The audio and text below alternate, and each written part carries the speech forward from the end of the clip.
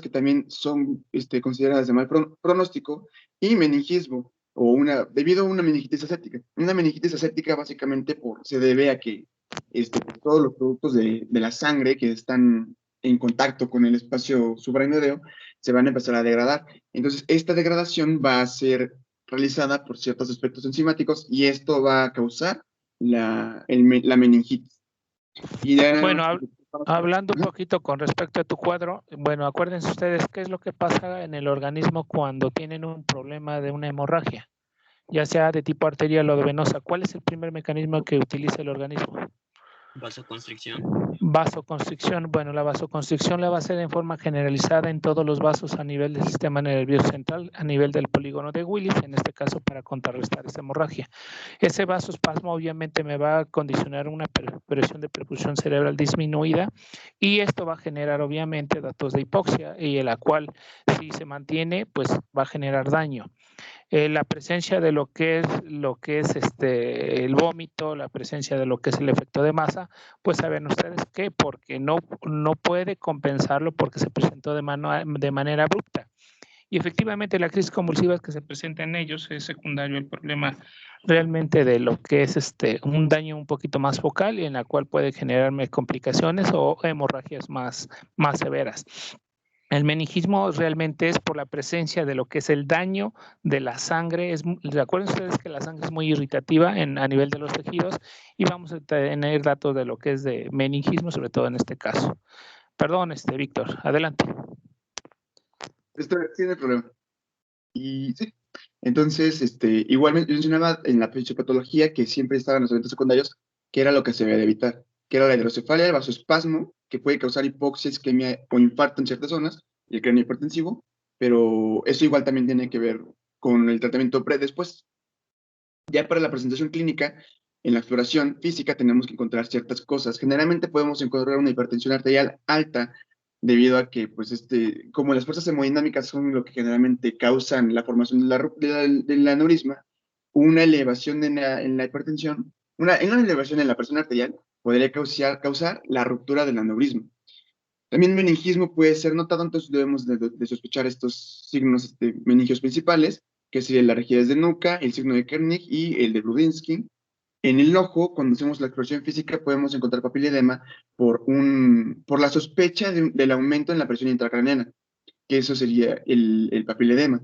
Pero en casos más severos podemos encontrar el síndrome de Terson, que antes se mencionaba como que nada más era la existencia de sangre preretinal o presencia de sangre retinal, dependiendo de la bibliografía que se encontrara. Ya buscando en otras bibliografías más actuales, lo que mencionan es que el síndrome de Terson se va a considerar como la presencia de sangre adentro del ojo, sin importar si es preretinal o en qué zona se encuentra. Y esto siempre va a ser un signo de un pronóstico muchísimo más grave, severo, en los otros pacientes. E igual puede haber síntomas neurológicos debido a que la sangre puede ser compresión en ciertas zonas del cerebro y esas, pues manifestarse como otro tipo de lesiones.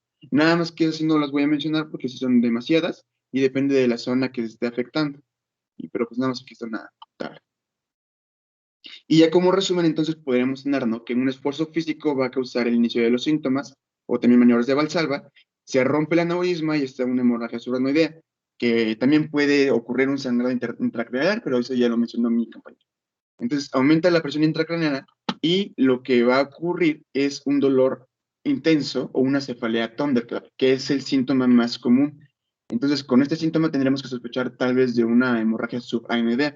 También se puede acompañar por otros síntomas que papiledema, crisis convulsivas, pérdida de conciencia, náuseas, vómito, meningismo, pero es, digamos, el más común. Y en el diagnóstico, como mencionaba antes, podemos hacer el diagnóstico desde que inició la cefalea hasta 14 días, que va a ser lo más adecuado. Sí, obviamente, mientras más cercano a la cefalea va a ser lo mejor. O también se puede hacer un diagnóstico desde que inició la cefalea a 14 días después. Según el momento en que lo hagamos, van a ser distintas las nuevas que vamos a realizar. Entonces, digamos que en el momento que veo un paciente con un tipo de cefalea muy intenso, va a llegar al departamento de urgencias y tenemos que hacer nosotros el descarte de una hemorragia subaracnoidea de Ottawa.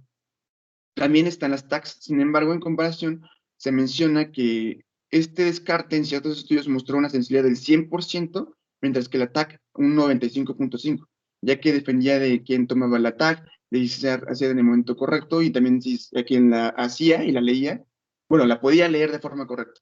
Entonces, el descarte de Ottawa era la mejor forma de poder descartar de forma inmediata una hemorragia subcutánea. Consiste, en 6 ítems que se deben de cumplir, que tienen que ser evaluados en el paciente. Si uno solo está presente, no se puede descartar la hemorragia. Entonces tendrían que ser todos negativos para que podamos descartar una hemorragia, y si hay uno solo, se tienen que hacer estudios de seguimiento. Estos descartes solo se pueden hacer en pacientes que estén neurológicamente intactos y que hayan sufrido una cefalea, pero que la cefalea no haya sido de origen traumática. E igual se prefiere que el pico de la cefalea, si es que ocurre en este momento, en este caso, sea en 1 hora después de que inició. Este descarte requiere que haya síntomas de rigidez de nuca o dolor en el cuello, dolor, que el paciente tenga una edad mayor a 40 años, que se haya perdido la conciencia, pero que haya sido visto por alguien más, que se pueda corroborar por alguien más, que haya sido su inicio durante alguna actividad física fuerte, que sea una cefalea thunderclap con su pico de intensidad en 1 hora o inmediato, y una flexión de cuello limitada durante el examen. Si uno de estos se presenta, entonces hacemos más estudios, que sería la TAC y la punción lumbar. La TAC se prefiere que se haga en contraste durante las 6 horas de inicio de la cefalea. Se considera que va a tener una sensibilidad del 95.5, y también, bueno, pues voy a hablar después de ello. Mientras que si hacemos un diagnóstico después de los 14 días de haber, de inicio de la cefalea, preferimos hacer una angiografía por TAC o resonancia magnética. También hacer una resonancia magnética. Se considera que la angiografía por cateterismo siempre va a ser el gold estándar para poder hacer el diagnóstico de estas hemorragias, debido a que podemos notar la localización, el tamaño y la forma del aneurisma. Entonces, eso nos va a dar ya una mejor idea de qué se tiene que hacer para el reparado. Y también una venografía cerebral, perdón. Para la TAC, que había mencionado en el primer estudio, en el primer periodo, perdón, se menciona que se debe realizar dentro de las 6 horas posteriores a la cefalea, porque es donde va a ocurrir su sensibilidad más alta. Conforme pasa el tiempo, empieza a perder sensibilidad. Sin embargo, hasta el tercer día de iniciado la cefalea, se considera que tenemos un 95.5% de sensibilidad, mientras que al quinto día ya bajó al 50%. Lo que va a detectar la TAC es la presencia de sangre y la ubicación de donde se encuentra, que también nos puede dar una muy buena idea de dónde se encuentra la hemorragia, ya que donde sea mayor la colección de sangre es probablemente la ubicación de la hemorragia. Entonces aquí, por ejemplo, tenemos un ejemplo que nos muestra cómo se llenó el espacio ¿Vas a hablar de la subcutáneo. clasificación de Fisher? Sí. Ok. Sí, te voy a hablar de eso. Entonces, por ejemplo, aquí tenemos un ejemplo donde se encuentra el espacio subcutáneo lleno de sangre y donde está mayor la colección en esta zona, no en el polígono de Willis, sino en esta parte derecha, que es donde podríamos suponer donde se encuentra. Igual podemos encontrar los cuernos temporales, los ventrículos temporales un poco más alargados, que nos podría hacer una sospecha de hidrocefalia, e incluso podemos encontrar un poco de sangre en el espacio intraventricular. Aún si la TAC nos demuestra o saliera normal, tenemos que realizar una punción lumbar, ya que va a ser, digamos, un estudio que nos puede corroborar en este periodo de tiempo una hemorragia suprarnectaria. Entonces tenemos que tener en cuenta la presión de apertura, que va a ser elevada, la presencia de eritrocitos y de leucocitos, y la xantocromía. La presión de apertura siempre va a ser mayor a 20 centímetros de agua para poder considerar que hay un aumento en el espacio, en la presión intracerebral, perdón. Entonces, la presencia de eritrocitos y leucocitos se considera que debe ser la toma de la punción lumbar debe ocurrir en 4 tubos. Entonces, nosotros debemos de tomar 4 tubos de este líquido cefalorraquídeo, y la presencia de los eritrocitos y leucocitos no debe disminuir en ninguno de estos 4 tomas. ¿Por qué? Porque generalmente puede que haya presencia de estos eritrocitos en el primer y segundo tubo, pero se debe nada más a la punción que realizamos, y por eso el trauma que causó, pues libera estos eritrocitos. Entonces, si está elevado y en todos los tubos, se considera que la sangre proviene de una hemorragia. Y se considera, bueno, los valores deben de ser mayores a 2.000 eritrocitos por microlitro. También debemos tener en este caso, considerar la xantocromía, que nos va a indicar presencia de sangre. Y la xantocromía es básicamente un estudio que en el que vamos a detectar la degradación de la hemoglobina. Generalmente se dice que es la coloración que toma este tubo al darse un centrifugado. Sin embargo, el centrifugado y nada más ver la coloración no es lo mejor que se debe tomar para poder estudiar este rubro. Deberíamos de realizar una fotoespectrometría para poder corroborar la presencia de estos productos de degradación. Principalmente la oxihemoglobina, que con la fotoespectrometría va a absorber los haces de luz de 415 nanómetros, y la bilirrubina va a absorber estos haces de luz de 450 a 460 nanómetros. Y bueno, anteriormente se le llamaba la prueba de los 3 tubos porque cuando cuando se hacía una punción lumbar, algunas veces si fuera muy traumática por lo difícil de la localización del espacio, pues a lo mejor el primero iba a salir muy hemático si es que llegábamos a localizar el espacio, pero el segundo o el tercero ya no. Entonces, en esta punción, los 3 tubos tienen la misma característica, es una coloración entre naranja y amarillo. Esa es la coloración característica de la hemorragia subaracnoidea. Adelante, Víctor. Sí. Entonces, en la resonancia magnética, que es el otro estudio que podemos detectar, se considera que son 2 las secuencias. La secuencia, bueno, más usada para este tipo de patologías es la FLAIR, o recuperación de la inversión atenuada del fluido, y también le podemos, digamos, agregar con esta otra secuencia que es la GRE-T2.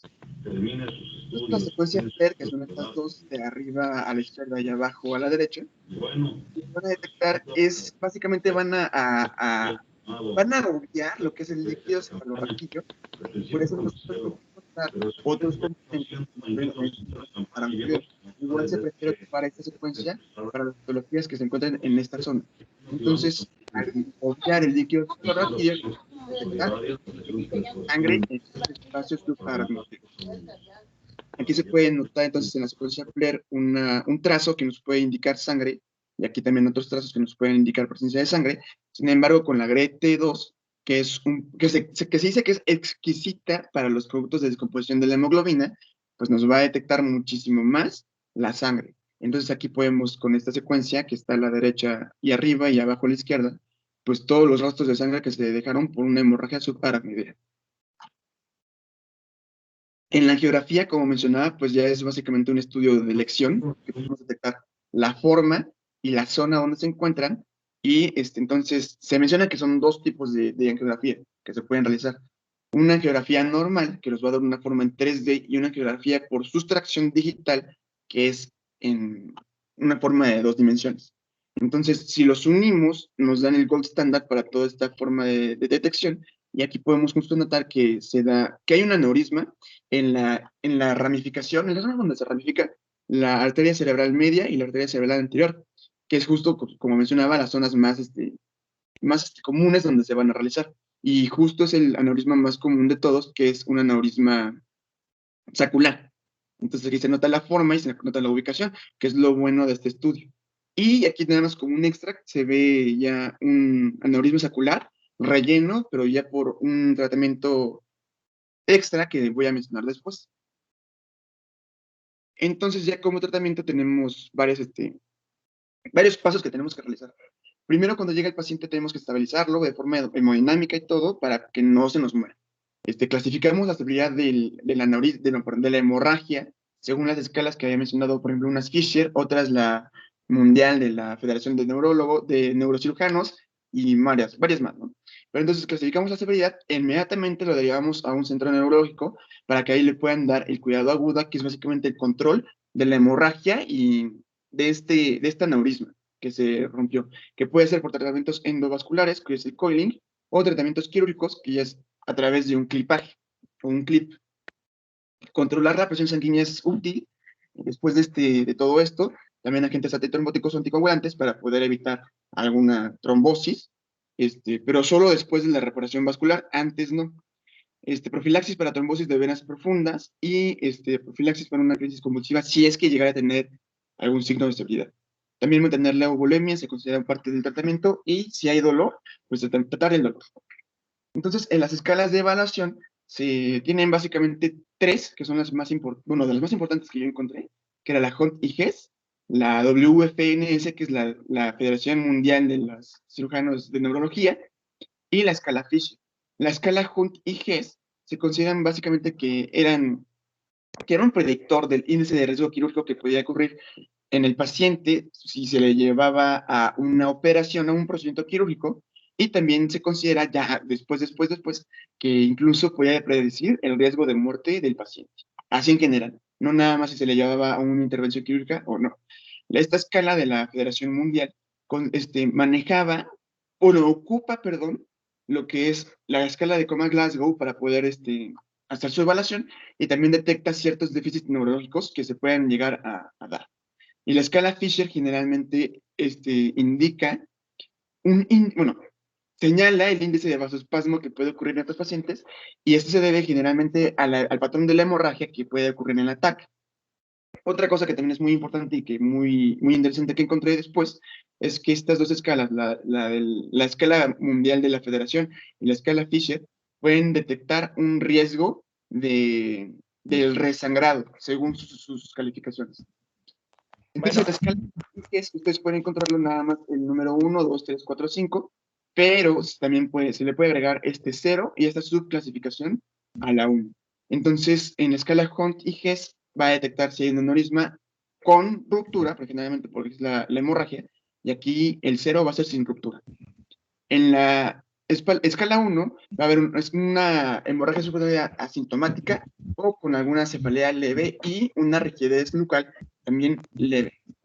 Lo que se puede dividir también en caso de que el paciente tal vez no se presente con estos casos, pero que se presente con un déficit neurológico que ya está fijo, pero que no tiene otros signos de alguna cefalea, de alguna hemorragia subaracnoidea.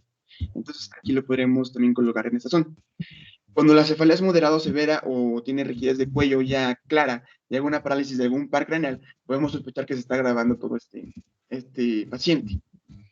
Cuando hay náusea y está confundido, cuando hay un déficit neurológico focal también leve, va a ser peor el pronóstico. Cuando hay estupor y hemiparesia moderada severa, es muchísimo peor. Y cuando hay coma profundo o postura de descerebración, se supone que el paciente ya no es indicado para algún tipo de tratamiento porque ya pues, probablemente va a morir. En la escala mundial de la Federación, se considera, como mencionaba antes, la medición de la escala Coma-Glasgow, que son estos dos puntajes, y si hay algún déficit motor o no. En los primeros dos, que es donde no hay déficit motor, y en la escala de Coma-Glasgow puede llegar del 13 a 14, se considera que está todavía... No, todavía sano, por así decirlo. Pero cuando ya hay un déficit motor, es una indicación de que probablemente va a ocurrir un resangrado. Obviamente la frecuencia de este resangrado va a ser muchísimo más alta en las escalas más bajas, como sería el 4 o el 5. Y en la escala Fisher, básicamente va a ser detectar, no sirve para poder clasificar la hemorragia subaracnoidea, pero según la zona y la cantidad de sangrado que pueda ser visible en la TAC. Entonces, igual se van a dividir por grados y van a ser 4. El primero, no va a haber evidencia alguna de algún sangrado. En el segundo, se menciona que la sangre va a estar dispuesta de forma difusa y puede haber capas muy, muy delgadas de sangre en las fisuras hemisféricas o en las cisternas que se encuentran en esta zona. También esta capa de sangre debe ser menor a 1 milímetro para poder ser considerada de esta forma, y eso sería, aquí se pueden encontrar las deposiciones de sangre. También en el grado 3 van a haber coágulos, pero un poco más francos, que van a ser mayores a 1 milímetro, y se considera que van a estar colocados en las capas, que pueden estar también colocados como coágulos o capas verticales de sangre. Estas se encuentran de esta forma y pueden encontrar internas, que son todos estos. Y en el grado 4 ya van a ser coágulos intracraneales o intraventriculares que van a ser mucho más aparatosos. Se considera que pueden tener sangre subaracnoidea o no y van a estar alrededor de todo, van a ser mucho más, como mencionaba, más francos. Y digamos, igual en la escala Fisher está el grupo de resangrado, que ocupan, básicamente se encuentran en el grado 3 o el grado 4. Y hay una escala, digamos, modificada de Fisher, que es la escala Klassen. La escala Klassen es básicamente muy similar, nada más que aquí en este caso se le agrega el grado 0, que significa o indica que no hay hemorragia intraventricular, no hay hemorragia subaracnoidea. Pero todo lo demás básicamente es lo mismo. Y ya nos iríamos a lo que es el cuidado agudo. Entonces, en la parte del cuidado agudo, menciona que básicamente es el tratamiento a la ruptura del aneurisma, bueno, dirigido a la reparación de la ruptura del aneurisma para evitar un resangrado, que es, digamos, la complicación que queremos evitar siempre. Esto debe ocurrir de preferencia de las primeras 7 horas dado los síntomas, de inicio de los síntomas, como máximo hasta las 24. Y pueden haber dos tratamientos, un tratamiento endovascular y uno quirúrgico. El endovascular es menos invasivo debido a que tomamos una vía periférica por la que entramos con un catéter y reparamos el daño de forma endovascular. Y un tratamiento quirúrgico que consiste en hacer una craniotomía y colocar un clipaje en la arteria afectada. Cuando este tratamiento no llega a ser posible, se prefiere dar un antifibrinolítico para evitar la formación de coágulos y que puedan estos hacer alguna trombosis o entonces aquí tengo temas que son, bueno, me parecen a mí muy que básicamente aquí los segmentos la patología que es dinámica se forman en el aneurisma. Este estrés hemodinámico provoca la ruptura del aneurisma. Tenemos es la quirúrgica, se realiza la craniotomía, se visualiza la arteria. Tienen dos clips, alrededor de la arteria o del aneurisma para poder incluir su tamaño. Y se coloca un clip permanente o fijo justo en el cuello del aneurisma. Este es un aneurisma. Entonces, cuando se coloca el clip permanente, se retiran los extras para comprobar que no hay perfusión en este aneurisma, ya que hay que se corrobora, no se perfunde este aneurisma. Gracias al clip, se retira todo el tejido. Y cuando se hace un tratamiento endovascular, entramos por la arteria femoral, llegamos al aneurisma, se rellena alambres, por así decirlo, y esto evita su lado. Aquí está igual nada más con los estudios, se puede mostrar el aneurisma, encontramos una piña, lo reparamos, aquí se ve cómo está el clip después de la reparación. Y justo aquí, si ven, en la arteria externa, la temporal media y la temporal anterior, en esta bifurcación se encuentra el aneurisma. Aquí se muestra cómo ya se reparó y se reparó. Y en la parte de coiling, bueno, el tratamiento endovascular, aquí se ve cómo está relleno y cómo está importante. Y ya nada más encontré un video que me pareció muy padre. Se ve colocado los clips temporales y el clip permanente que se encuentra aquí. Podemos ver cómo se encuentra el aneurisma. Pero para poder incluso corroborar que no hace sentido, se le coloca un tinte fluorescente para poder corroborar que de verdad no entra sangre a este aneurisma.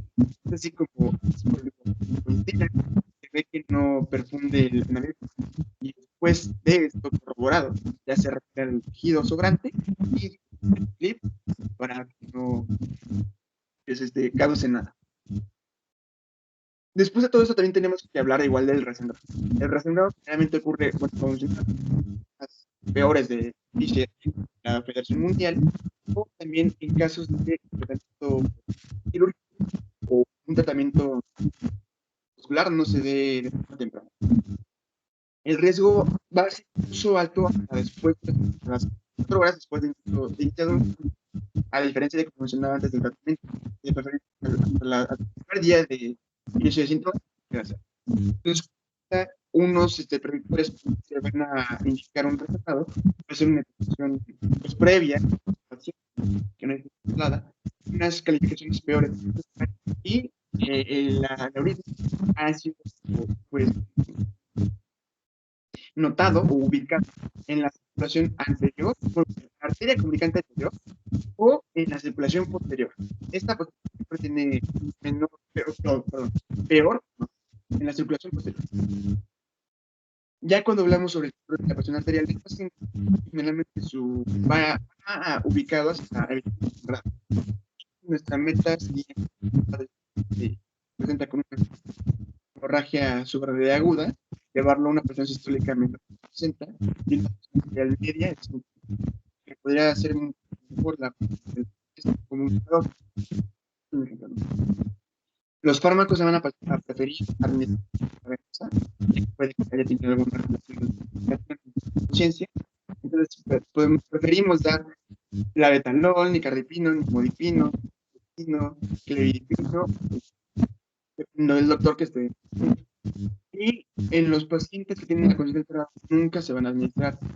En estos casos, tenemos la conciencia alterada, se pudo haber dado debido a que hubo una reducción de la presión de perfusión cerebral. Entonces, en estos casos, preferimos no llevarles o no administrarlos con estos, porque si necesitamos un control, unos antihipertensivos, lo que podríamos causar de forma heterogénica sería una hipoperfusión cerebral, pues con zonas de isquemia y infarto.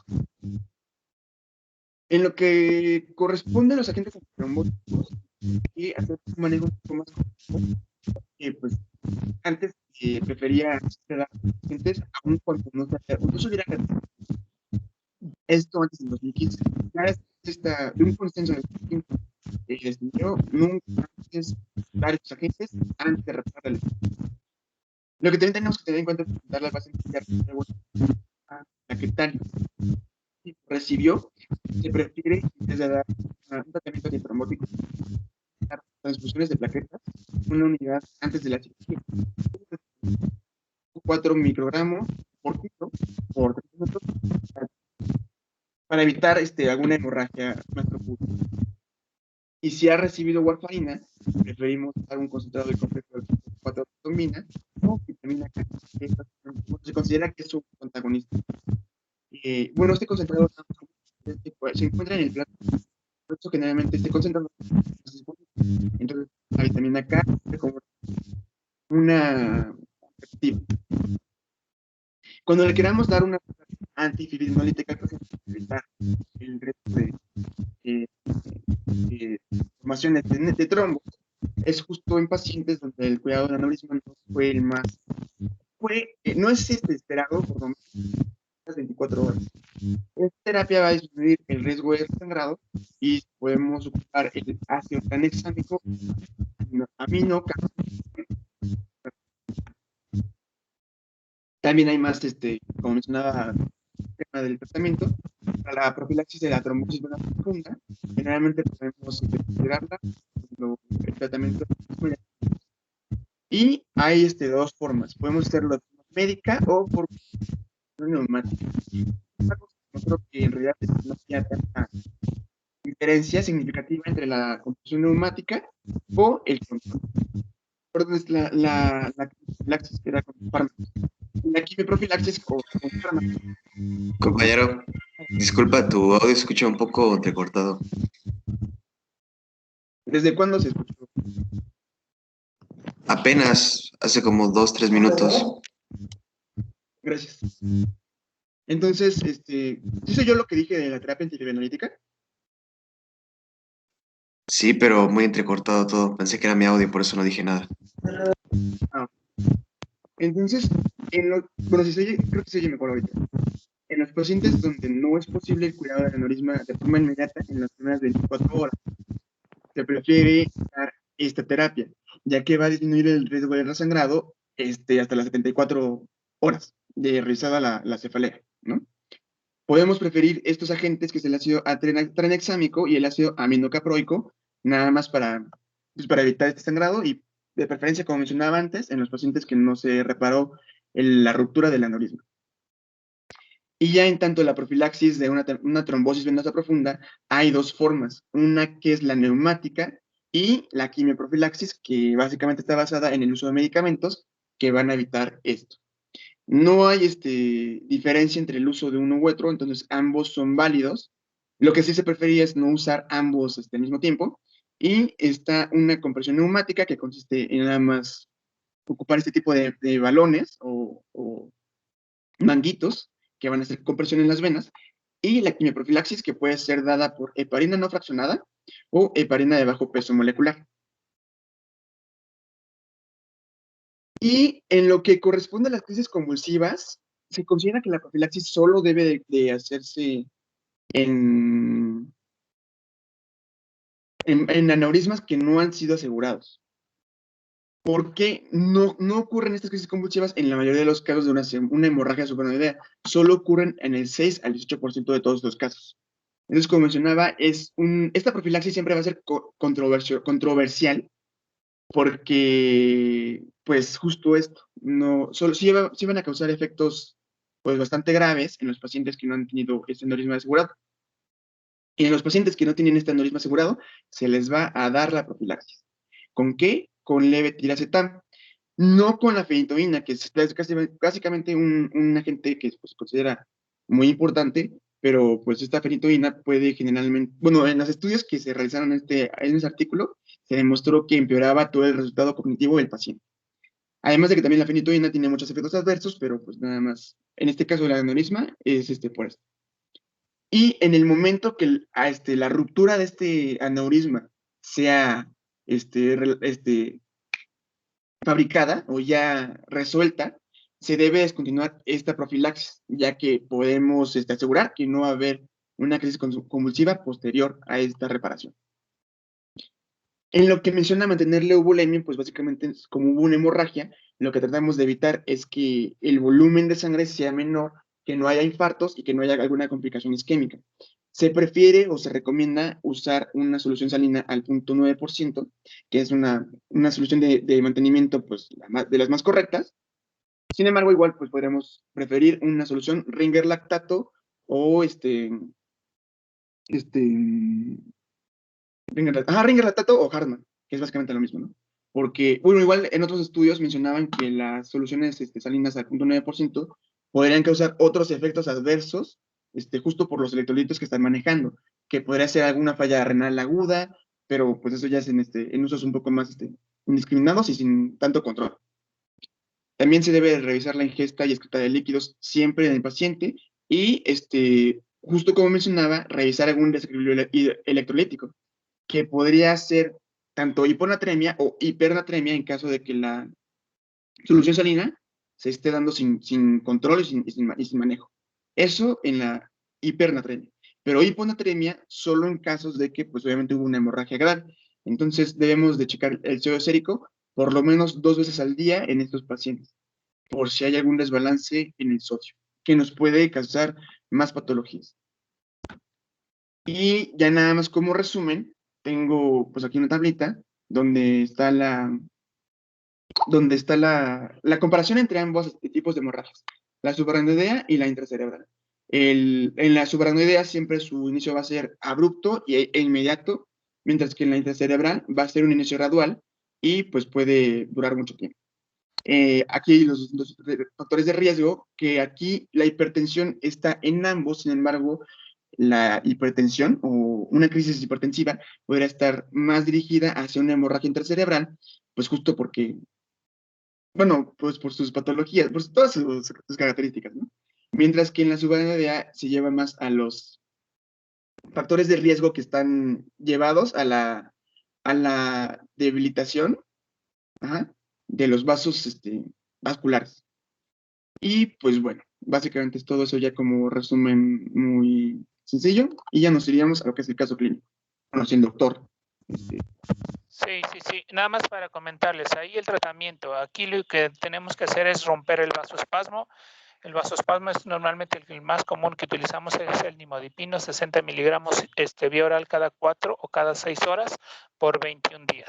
El tratamiento sintomático para el dolor, pues podemos utilizar narcóticos bajos de vida media corta y en este caso evitar cualquier maniobra de Valsalva, es decir, el paciente va a estar completamente postrado en cama, ni sentarse, por favor, ni defecar al baño, todo se lo tienen que arrimar, se le tiene que colocar sonda, se le tiene que utilizar el uso de laxantes para que no realice esfuerzos, ¿Por qué? Porque el problema de resangrado es más alto, sobre todo si nosotros tenemos una clasificación Hunantges más de 3, pues el pronóstico es más, el porcentaje es más rápido de resangrado.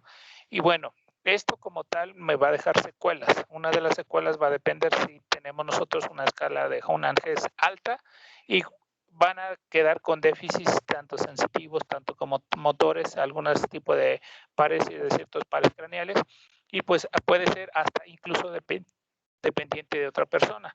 La otra complicación que vamos a tener, acuérdense ustedes, es el espacio superacnoideo y hacia dónde se drena, hacia las granulaciones de Paccioni, y pues obviamente me va a generar también datos de hidrocefalia en la cual tenemos que dar tratamiento para evitar en este caso. Si mi sangrado de hemorragia superacnoidea es severa, pues muchas de las veces dejamos lo que es el antidiurético de acetazolamida más tiempo. Entonces, realmente este tipo de pacientes se llegan a complicar. La otra diferencia que mencionó su compañero con respecto a la hemorragia intraparenquimatosa, acuérdense ustedes, las arterias cerebrales siempre son terminales, no son como el resto de los capilares que tenemos la arteria, la arteriola, el capilar arterial, luego el capilar venoso, vénula. Y bueno, a nivel del sistema nervioso central, acuérdense ustedes que las arterias son terminales y por eso la complicación más frecuente en pacientes con hipertensión arterial. Y pues bueno, nos vamos con el caso, por favor, Víctor.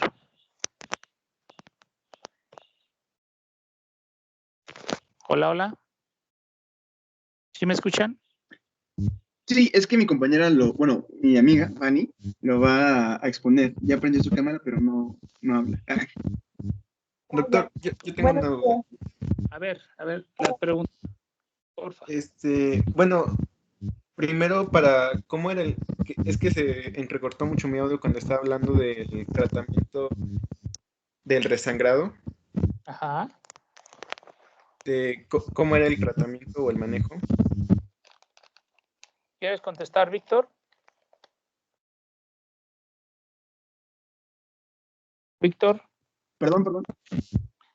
¿Cuál es el tratamiento para evitar el sangrado?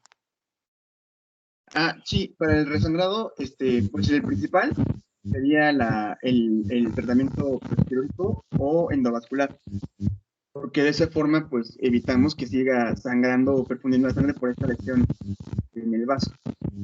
Si no fuera posible, tenemos que dar un tratamiento antifibrinolytico, que es pues justo con el uso de ácido tranexámico o ácido aminocaproico.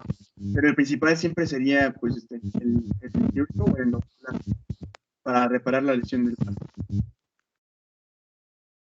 Y bueno, con respecto a los tratamientos, realmente el tratamiento actual es el COLI, que es aplicación por vía endovascular, hilos como de platino o de tuxteno que tiene efectos de tipo trombogénico, y pues la mayoría de ellos, sobre todo que se encuentran en difícil acceso, sobre todo a nivel de lo que es la base de cráneo, es el que más se está utilizando. Si esto realmente pues tiene alto costo, las aseguradoras y todo eso, realmente en nuestra vida institucional, pues realmente se opta por lo que es el tratamiento quirúrgico con la aplicación de clip o grapas, dependiendo de dónde se localice lo que es el aneurisma, pero el riesgo que ocurra sangrado durante el procedimiento también es muy alto.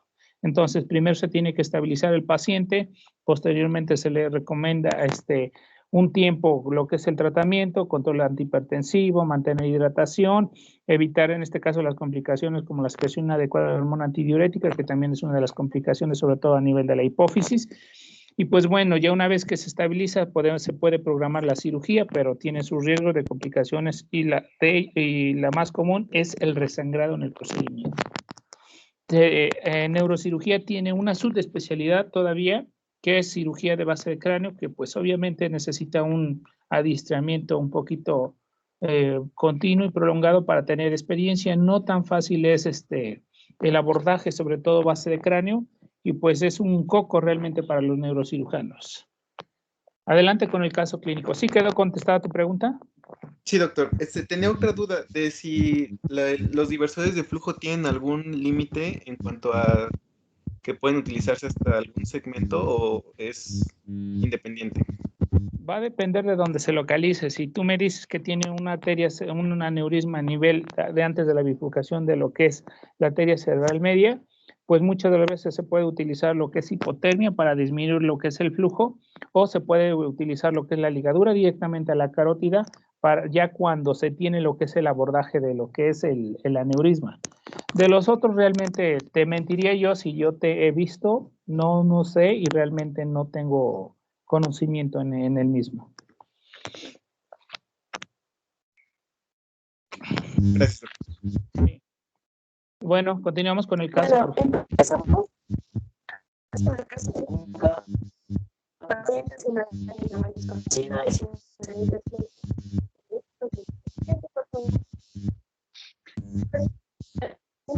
Era una crisis de mareo y sensación de vértigo, que llama al servicio de urgencias y es trasladado al hospital, en donde se va a realizar unas pruebas de imagen para determinar si es una presencia de hemorragia. A la situación que es estable, se decide trasladarlo a otro hospital y ahí ingresa al servicio de medicina intensiva. Siguiente, por favor.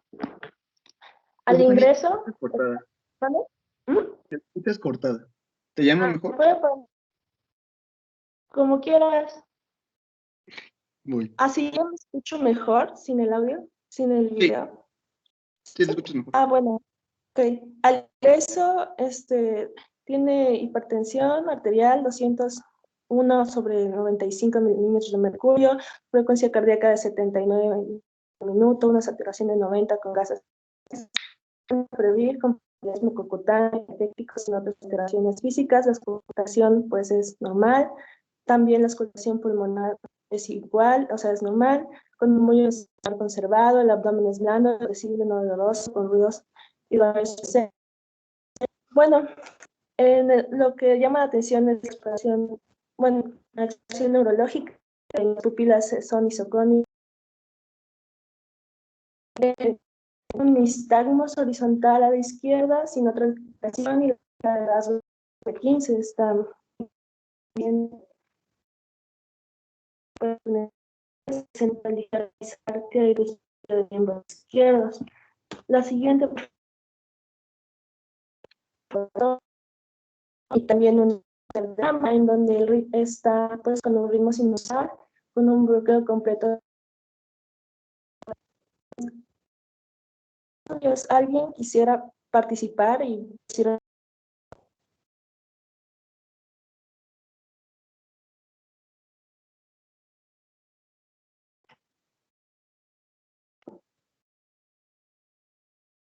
Bueno, si alguien quiere, le cambiamos a la siguiente.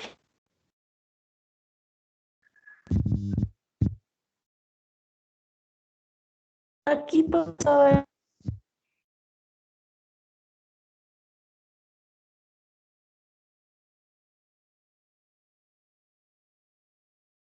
No se escucha. Bueno,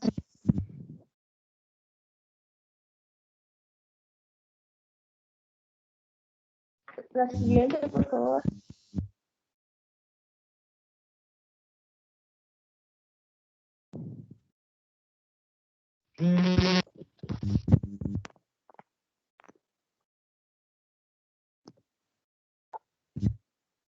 Vas.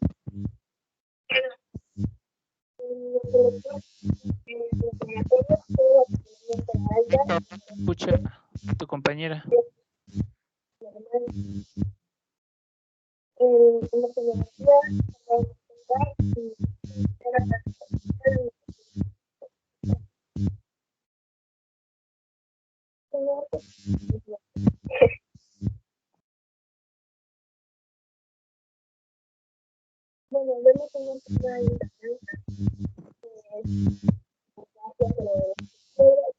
Compañera, perdón, no sé si estás explicando, pero no te escuchamos nada. O sea, bueno, te escuchas, pero como súper lejos, no sé. No se alcanza a distinguir nada de lo que estás comentando. Sí. ¿Ya me escuchan mejor?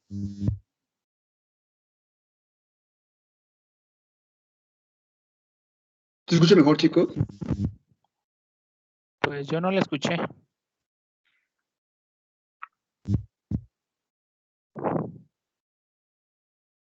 Ani. ¿Qué me escuchan más? A ver, habla más. Bueno, que estábamos viendo el ataque hasta donde se llama. ¿Sí me escuchan ahora? Sí, ya. ¿Sí? Bueno, estaba el ataque y no sé si quieren participar. Si no, pues les digo que hace el ataque. Vete directo, José María, al ataque. Bueno, en el ataque había una hemorragia generosa y izquierda, y el desplazamiento del cuarto, en la escala de velocidad y el desplazamiento de las estructuras. También se asocia de la personal y hay un efecto de masa. Y pues no se observan lesiones específicas ni lagunas ni rodaduras. Tampoco hay signos que sean de otras lesiones en el espacio, ni cercados, ni grado espacial. Y pues también se realizó una radiografía de tórax en donde estaba conservado y la congestión y los ya durante su ingreso pues, se realiza monitoración hemodinámica y respiratoria, así como profilaxis anticoncepción, un cuadro de insuficiencia renal aguda con alteraciones de urea y pues, se corrige con terapia. Normalmente esto, neurológicamente es estable, movimiento a disposición, soledad, tiro, y pues se fue un episodio de radical, al final de 5 días hasta solo para Bueno, chicos, si quieren mañana 5 minutos antes de empezar la otra clase, hablamos acerca del tema. Víctor, a ver si puedes hablar un poquito porque realmente no escuché a tu compañera. Ok. Bueno, nos vamos, chicos.